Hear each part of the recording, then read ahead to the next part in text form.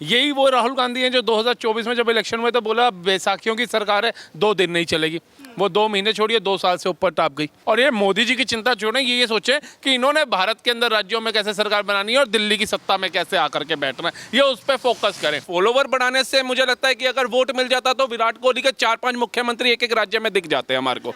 तो ये बेवकूफ बनाने वाले लोग हैं, इनके एजेंडे से बचो। कॉकरोच को मैं देख रहा हूँ, मेरे को तो सड़क पे कॉकरोच दिखने बंद हो गए जब से इन्होंने पार्टी बनाई है। तो इनकी मेरे को लगता है जगह जो है वो गटर के अंदर है और गटर के अंदर ही रहेगी। राहुल गांधी सरकार तो नहीं है ना, राहुल गांधी खुद चुनाव हार रहे हैं, जनता उनको बता रही है कि आप किस लेवल पे है। तो अभी जो करंट में जो सिचुएशन है और जो सरकार है वो लोगों को पसंद आ रही है, तभी तो नए नए राज्यों में उनको चुनाव जिता रही है जनता। नमस्कार, मैं हूं माही सिंह और आप देख रहे हैं the news paper. Rahul Gandhi लगातार पीएम नरेंद्र मोदी को लेकर ऐसे बयान दे रहे हैं जिससे आम जनता में कहीं ना कहीं इस बात को लेकर खलबली है कि आखिरकार देश के प्रधानमंत्री को इस तरीके के बातें बोलना, गद्दार बोलना और ये बोलना कि पीएम इज कॉम्प्रोमाइज, देश नहीं चला पा रहे हैं, देश में तमाम तरीके की महंगाई, बेरोजगारी की समस्याएं हैं। हालांकि एलओपी होने के नाते उनका ये बोलना ठीक है, लेकिन बार बार इस तरीके से उनको ये बोलना कि 1 साल में इनकी सरकार गिर जाएगी, सरकार गर्त में चली जाएगी, ममता बनर्जी भी उनका साथ देती हुई नजर आ रही है, ये तमाम मुद्दे हैं। आज आम जनता से जान लेते हैं कि वो क्या कुछ कहते हैं इस पर और क्या कुछ सोचते हैं राहुल गांधी के इस बयान पर। हमारे साथ राहुल सर जुड़े हैं, इनसे जान लेते हैं कि क्या कहेंगे। सर, जिस तरीके से राहुल गांधी ने अभी एक बयान दिया है कि पीएम मोदी 1 साल में इस्तीफा दे देंगे और उनकी सरकार गिर जाएगी, वो गर्त में लेके जा रहे हैं देश को, क्या कहेंगे? देखिए, पहले तो जनेऊ उल्टा डाल लेते हैं कोर्ट के ऊपर और फिर अब आजकल भविष्यवाणी करता बने हुए हैं, ये ज्योतिषी बन गए हैं। यही वो राहुल गांधी हैं जो 2024 में जब इलेक्शन हुए तो बोला बैसाखियों की सरकार है, 2 दिन नहीं चलेगी। वो 2 महीने छोड़िए 2 साल से ऊपर टाप गई। ठीक है जी। अभी कुछ दिन पहले ये हरियाणा चुनाव हो रहा था तो कह रहे थे जी जलेबियों की फैक्ट्री लगा देंगे हम लोग और हरियाणा में आ रही है कांग्रेस की सरकार, सबको जलेबी खिलाएंगे। ना किसी को जलेबी मिली, ना इनकी सरकार आई। तो ये काहे के भविष्यवाणी करता बने हुए हैं। और ये मोदी जी की चिंता छोड़ें, ये सोचें कि इन्होंने भारत के अंदर राज्यों में कैसे सरकार बनानी है और दिल्ली की सत्ता में कैसे आकर के बैठना है, ये उस पर फोकस करें। ठीक है ना, ये मोदी जी के ऊपर फोकस ना करें। मोदी जी के साथ तो पूरा देश चल रहा है, तुम कुछ ऐसे कार्य करो कि तुम्हारे साथ भी देश चले। लेकिन जो मसूद अजहर को मसूद अजहर जी कहता हो, मुझे लगता है उसके साथ कोई चलना पसंद भी नहीं करेगा। अच्छा, राहुल गांधी तो बहुत इंटेलेक्चुअल बातें करते हैं सर, महंगाई, शिक्षा, बेरोजगारी, तमाम ऐसी चीज़ों पर चर्चा करते हैं और ये यूथ को बार बार जनजी यूथ को कहते हैं कि श्रीलंका में सरकार बदल दी, नेपाल में बदल दी, इंडिया में भी बदल दीजिए, क्या दिक्कत है? कॉकरोच जनता पार्टी आ गई। कॉकरोच जनता पार्टी जिसने बनाई, उसका जो पेज का मालिक है, जो पेज का ऑनर है, उसे भी तो जा करके देख लो वो कौन है।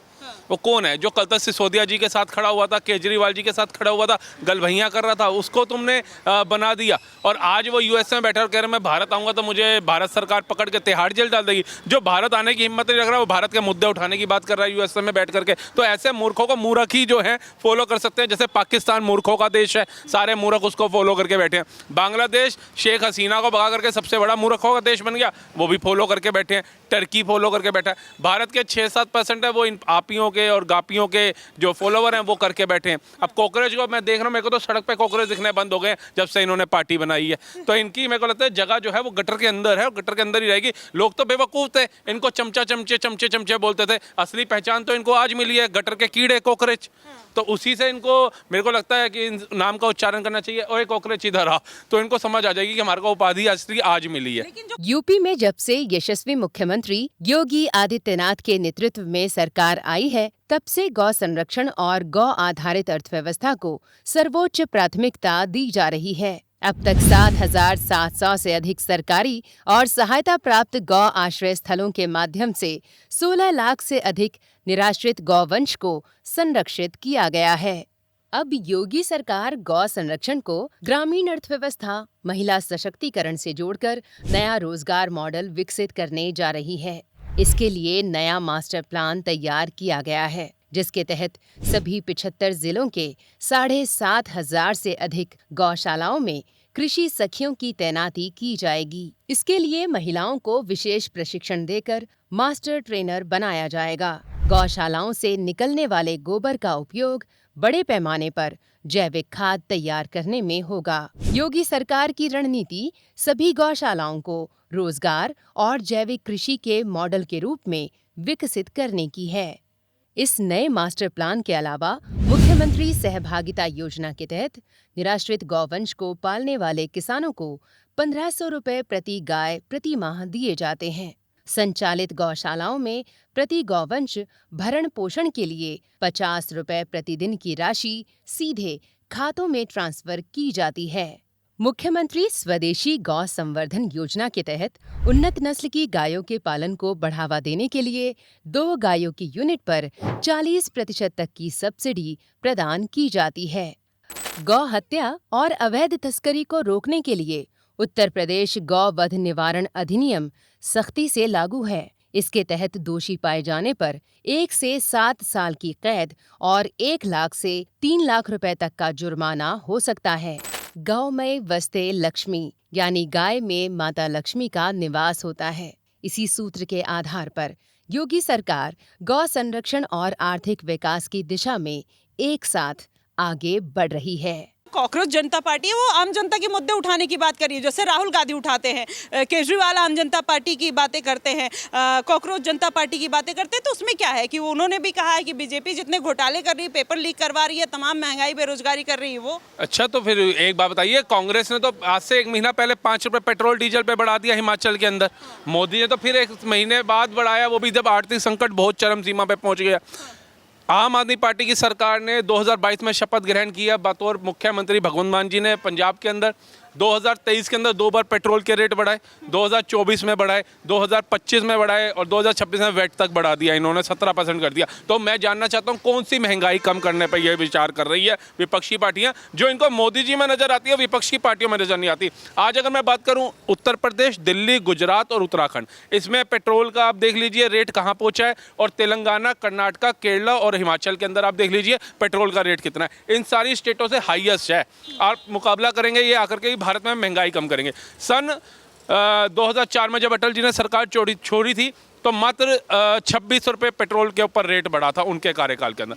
जब मनमोहन सरकार ने सरकार छोड़ी तो 40 रुपये, 39 रुपये 60 पैसे इन्होंने पेट्रोल का रेट बढ़ा करके छोड़ा था। ना वैश्विक संकट था, ना कोई झगड़े चल रहे थे, ना युद्ध चल रहा था, कुछ नहीं चल रहा था। तो क्यों 40 रुपये की भार जो है वो दिया? 37 रुपये से सीधा 72 रुपये क्यों कर दिया गया, ये भी जनता जानना चाहती है। लेकिन आज वही 72 से आज जाकर के पिछले 4-5 सालों से कोरोना के बाद तेल का दाम नहीं बढ़ा था, बढ़ाना चाहते हैं मोदी जी, बढ़ा सकते थे ना, 10 पैसे बढ़ाते, 50 के बाद बढ़ाई। इस पे यही बड़ा सवाल उठा। ममता बनर्जी भी अब राहुल गांधी के साथ यही सवाल उठा रही है कि 1 साल में इनकी सरकार गिर जाएगी, देश गर्त में जा रहा है। देखिए, सरकार इनकी तो गिरेगी नहीं, जो विपक्ष बातें कर रहा है। जो ममता बनर्जी अभी तक चुनाव में कह रही थी कि मैं केजरीवाल का मुंह नहीं देखना चाहती, केजरीवाल कहते थे मैं राहुल गांधी का मुंह नहीं देखना चाहता, राहुल गांधी कहते थे मैं लालू जी का मुंह नहीं देखना चाहता, लालू जी कहते थे मैं डीएमके का मुंह नहीं देखना चाहता, और ये सारे चोर इकट्ठे हो गए। कहते हैं आपसी मतभेद बुलाए बैठे हैं, एक दूसरे को गले लगाए बैठे हैं। कब हटे मोदी और फिर लूट खाएं देश को, यही उम्मीद ये 26 अलायंस वाले लगा बैठे हैं। क्यों? क्योंकि इनको समझ नहीं आ रहा है कि यार वंदे भारत, अमृत भारत, नमो भारत तो हम नहीं चला पाए थे, मोदी ने कैसे चला दिया।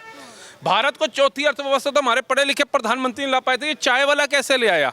अभिनंदन को ये चाय वाला कैसे ले आया? हम तो सरबजीत और हेमराज की गर्दन लाने वाले थे। चाइना को पछाड़ के दूसरे नंबर पे रोड मैप पे चाय वाला कैसे ले आया? हमारे पढ़े लिखे प्रधानमंत्री ने ला पाए थे। एक्सप्रेसवे के जाल कैसे बिछा दिए? राम मंदिर बनाने में हमारे प्रधानमंत्री पढ़े लिखे थे, कत्लेआम हो गए थे। आज बिना खून की एक बूंद गिरे भारत में नहीं, अबू धाबी में राम मंदिर बन करके तैयार हो गया। सेना को हम पत्थर खिलवा रहे थे अपने कार्यकाल में, जबकि पढ़े लिखे प्रधानमंत्री थे। आज सेना को बुलेट प्रूफ जैकेट भी मिल गई, गोलियां मारने की भी छूट मिल गई, और दिवाली भी बना रहे हैं प्रधानमंत्री उनके साथ जाकर के। लद्दाख तक सड़क भी बना करके दे रहे हैं, नल से जल भी पहुंचा करके दे रहे हैं। तो ये पढ़े लिखे सो कॉल जो प्रधानमंत्री हुए, उन्होंने क्यों नहीं किया? उनके ही राजीव गांधी जी का बयान था, हम 1 रुपया भेजते हैं तो 15 पैसा जाता है। 2008 के अंदर प्रियंका वाड्रा जी का अमेठी में बयान आता है कि हम सड़क नहीं बना सकते, कोई 40% तो इन्हीं को चला जाता है ठेकेदारों को रिश्वत में, और अगर हम उनको लताड़ लगाते हैं तो वो काम ठप कर देते हैं। उसी के बाद 2013 के अंदर या 12 के अंदर राहुल गांधी जी का बयान था रायबरेली के अंदर कि अब तो हम जनता को 15 पैसे तो मेरे पिता के समय जा रहे थे, अब तो हम 5 पैसा भी पहुंचाने लायक नहीं है। लेकिन आज नरेंद्र मोदी कहते हैं 6,000 रुपया कृषि कल्याण योजना के तहत किसानों के खाते में जाएगा और 10 पैसा भी कोई खाने वाला नहीं बचेगा। इनको दिक्कत यही है कि वो 10 पैसा नहीं, वो 90 पैसा खाने वाले ये लोग थे।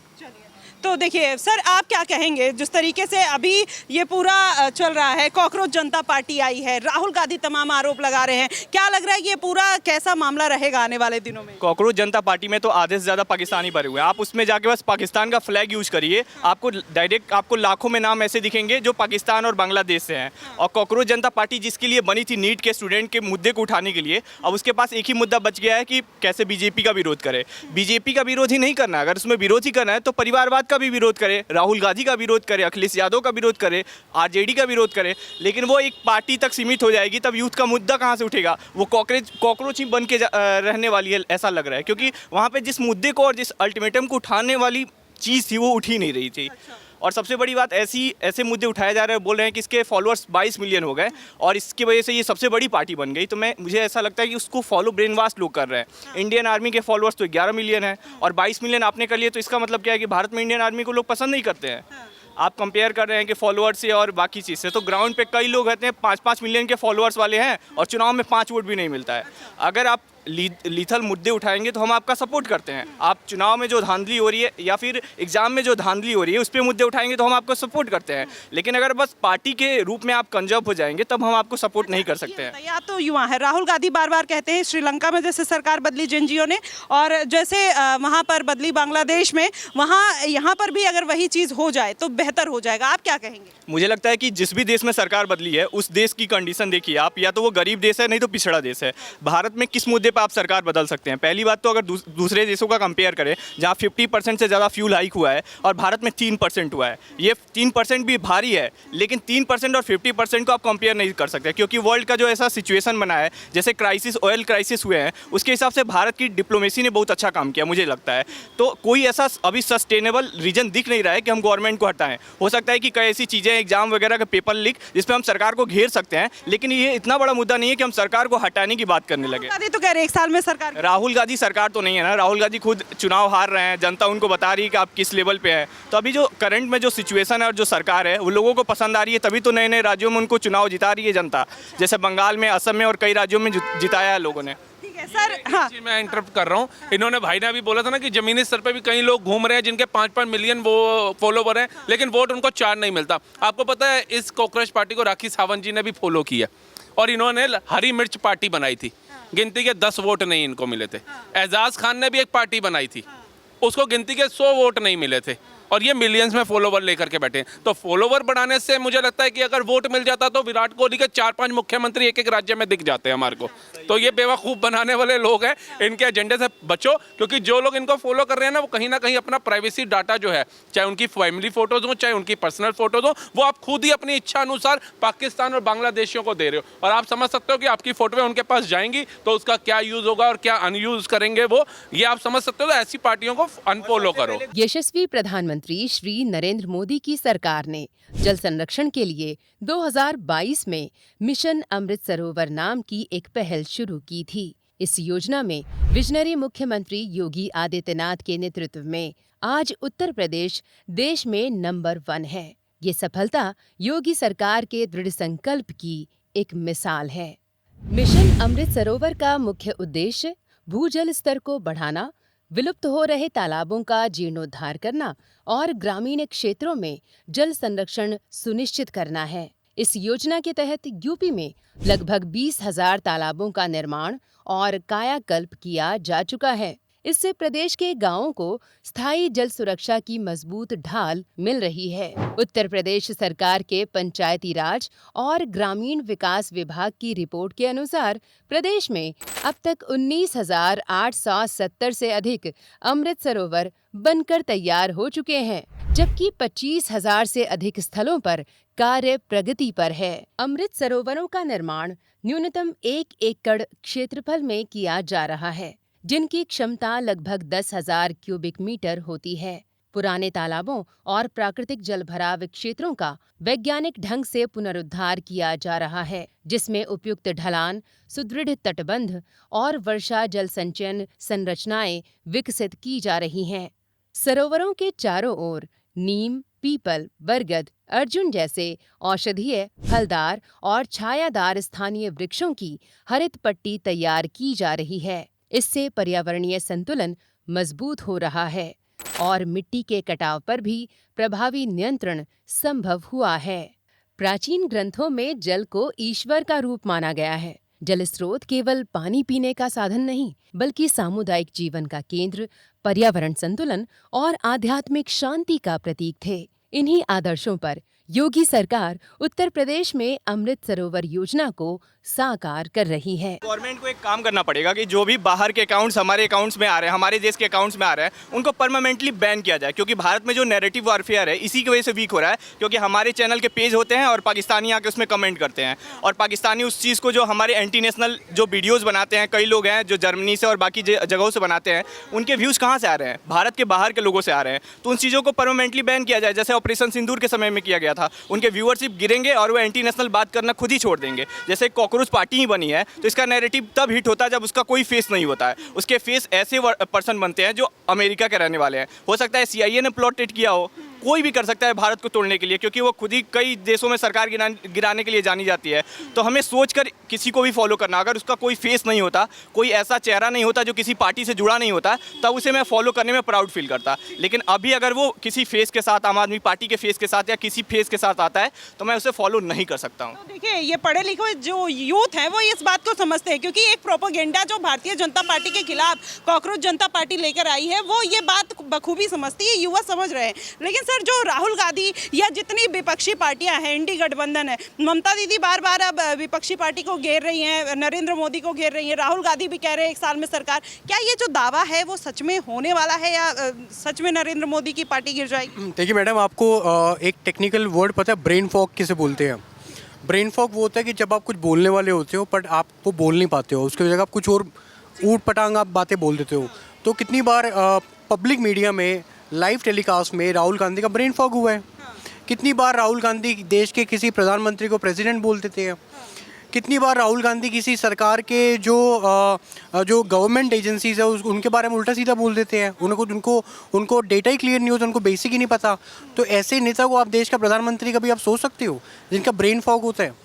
आप कंपेयर करते हो अपने आप को मोदी के साथ। आप ये बताइए, राहुल गांधी क्या, वो तो कहते हैं कि वो महंगाई, बेरोजगारी, जिस तरीके से समस्या है, अर्थव्यवस्था नीचे जा रही है, हमारा देश गर्त में जा रहा है, उससे बचाने के लिए लोकतंत्र खतरे में, EVM हैक हो रहा है, इन सब मुद्दों में अगर वो मुद्दा उठा रहे हैं तो क्या इस पर सरकार को ध्यान नहीं देना चाहिए?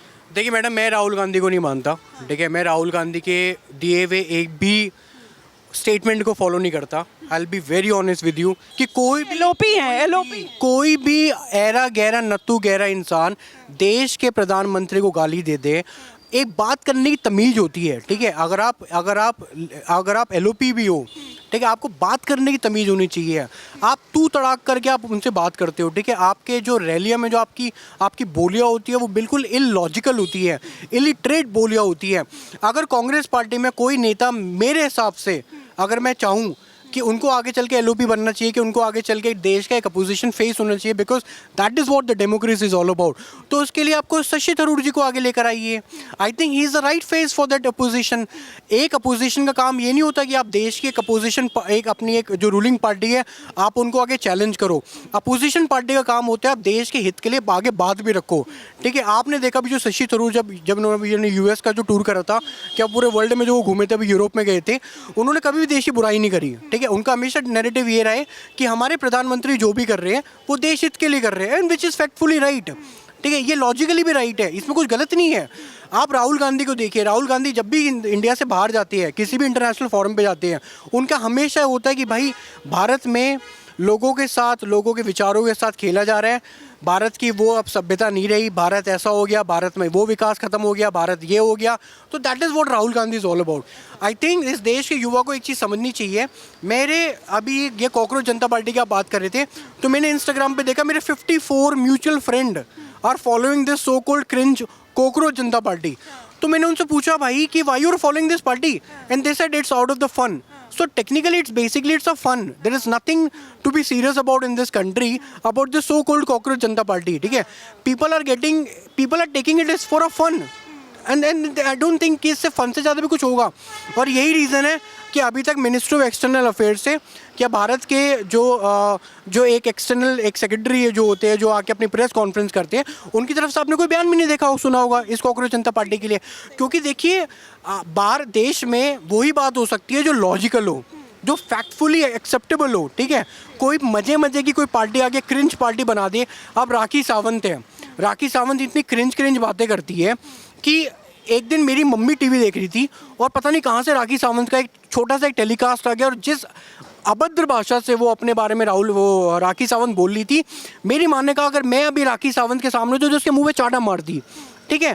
तो ये फ्रस्ट्रेशन आप समझ सकते हो ना देश की जनता की कैसी है।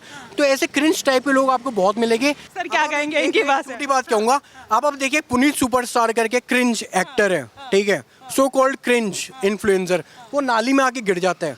आपको लगता है कोई नॉर्मल इंसान with a normal basic education of 10th pass in this country would ever thought of doing such thing? No one would do it. एक छोटा बच्चा भी होगा ना जिसको अकल भी नहीं होती, वो 4 साल का बच्चा भी होगा, वो भी अपने आप को नाली में नहीं गिराएगा। पर वो इंसान गिरा रहे हैं तो सोचो उसकी मेंटल सिचुएशन कैसी है। ऐसे प्रधानमंत्री को घेर रहे हैं और आप राहुल गांधी को। ऐसे लोग जैसे ये पुनीत सुपरस्टार टाइप के हो गए, इनका एक अगर आप इनका फिजियोलॉजिकल एग्जामिनेशन करोगे तो you will get to know कि ऐसे लोग मेंटली बहुत अनस्टेबल होते हैं। सर आप क्या कहना चाहेंगे, ये अगर पूरा कंक्लूजन देखा जाए, इंडी गठबंधन बार बार जिस तरीके से एक ही पार्टी को, नरेंद्र मोदी को घेर रही है, क्या आपको लगता है कि वाकई में इससे देश में कुछ बदलाव आएगा, या फिर एक स्ट्रांग ऑपोजिशन होकर नरेंद्र मोदी को अगर वो करना है, क्रिटिसाइज करना है, तो कुछ बेहतर ओपिनियन होना चाहिए? देखिए, बेहतर ओपिनियन तो ये तब लेकर कहेंगे अगर आपको मोदी को ढकेलना है, मोदी आप चाहते हैं कि सत्ता से बाहर हो जाए, बीजेपी हट जाए, तो आप मुद्दे तो ढंग के लेके आओ। अब जैसे फॉर एग्जांपल मोदी ने अभी हाल ही में 5 देशों की यात्रा करी, इनको विपक्षियों को पूछना चाहिए था, मोदी जी आप गए 5 देशों के अंदर, भारत के लिए, भारत के हित के लिए आप क्या समझौते करके आए, ये हमें बताइए। भारत जानना चाहता है, हम नेता विपक्ष हैं, हमें बताइए ताकि जनता को पता चले। जी आप यूएई भी होके आए, आप नॉर्वे होके आए, नीदरलैंड होकर के आए आप, और इटली तक होके आए, तो आप बताइए वहाँ क्या क्या समझौते हुए भारत के बेहतरी के लिए। इन्होंने वो नहीं पूछा। मोदी जी गए मेलोडी खिला के आए, मोदी जी गए मेलोडी। अगर आप मेलोडी तक अटके रहोगे तो आपकी हालत भी पिघली हुई मेलोडी जैसी हो जाएगी, जैसे मेल्ट हो जाती है ना चॉकलेट सिल्क की, वैसी हो जाएगी। आपको सब रोंद के चले जाएंगे, ना खाने का टेस्ट आएगा ना फेंकने का टेस्ट आएगा। तो इस समय विपक्ष की हालत ये है, वो मुद्दों पे बात नहीं करना चाहती। ये कह रहे हैं पेट्रोल का क्राइसिस आ गया, पेट्रोल का रेट बढ़ा। अरे आप क्या कर रहे हैं? आपके पास आज 4 राज्य है, केरला भी आप जीत गए, 3 से 4 हो गए।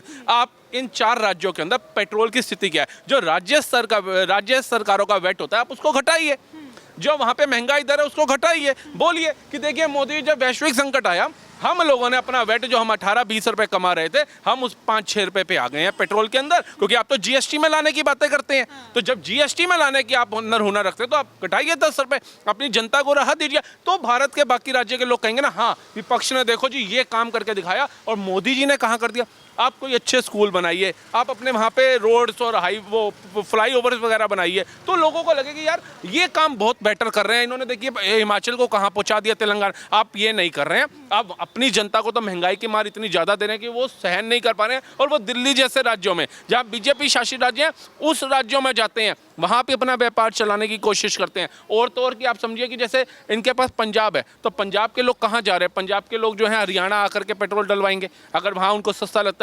ऐसे ही क्या होता है कि अगर दिल्ली के लोग हैं, इनको लगता है कि भैया जी बगल में इनकी कहीं सरकार है, तो वो उधर जा करके पेट्रोल डलवाते हैं कि भैया बीजेपी शासित राज्य है, कम रेट में हमारे को मिलेगा। अब तेलंगाना के साथ में जो स्टेट है, देखिए कहीं पे ऐसे रुझान आते हैं सोशल मीडिया कि भैया कहाँ से आए हो, टैंक फुल कर दो भैया, दोबारा कौन आएगा इतनी दूर। यहाँ पे 2 रुपये सस्ता पेट्रोल मिल रहा है बीजेपी शासित राज्य में। तो आप अपनी जनता को तो पहले रियायत दीजिए, फिर छाती पाड़िए। कर्नाटका में अभी जंजीर जागा था, आपको याद होगा, रोजगार के लिए, और इन्होंने कहा था नेपाल की तरह जंजीर जाग जाओ, पूरे भारत को आग लगा दो। तो पूरे भारत का तो जंजीर जागा नहीं, जागा कहाँ का?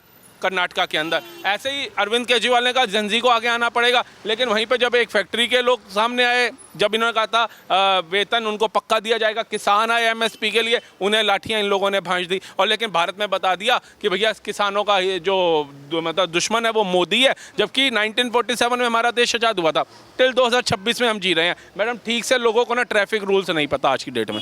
इन्होंने 3 दिन में पूरे भारत को बता दिया था कि किसान जो बिल आया है वो किसानों के हित में है या नहीं है। तो ये सिर्फ मूर्ख बनाना जानते हैं। इनको सपोर्ट कौन करते हैं? वामपंथी, टुकड़ा टुकड़ा गैंग, आंदोलन जीबी, और अब एक नई पार्टी आई है कॉकरोच पार्टी। देखिए कॉकरोच जनता पार्टी जब से आई है, लोगों में 2 गुटों में लोग बट गए हैं। राहुल गांधी जो बार बार मुद्दे उठाते हैं उसमें भी लोग 2 गुटों में बट गए हैं। कोई राहुल गांधी को क्रिंज कहता है और ये कहता है कि अब उनको अपने चीज़ों में बदलाव लाना चाहिए। देश हित के बारे में अगर सोच रहे हैं तो ज़मीनी स्तर पर दिखना चाहिए, आपके एक स्ट्रांग ओपिनियन होनी चाहिए, एक स्ट्रांग मुद्दे होने चाहिए। सेम कॉकरोच जनता पार्टी के, कॉकरोच जनता पार्टी भी जिस तरीके से एक ही पार्टी को घेर रही है और उन्हीं पर सवाल उठा रही है, और सोसाइटी के, समाज के मुद्दों को छोड़कर बस पार्टी को घेरना वो कहाँ की समझदारी है, ये भी बड़ा सवाल खड़ा होता है और इस पर जनता खुलकर अपने जवाब दे रही है। लेकिन आप क्या सोचते हैं, आपका क्या ओपिनियन है, आप क्या मानते हैं, आप हमें ज़रूर बताइएगा। फिलहाल के लिए बस इतना ही। देश और दुनिया की तमाम खबरों के लिए हमारे साथ बने रहिएगा द न्यूज़पेपर पे। धन्यवाद।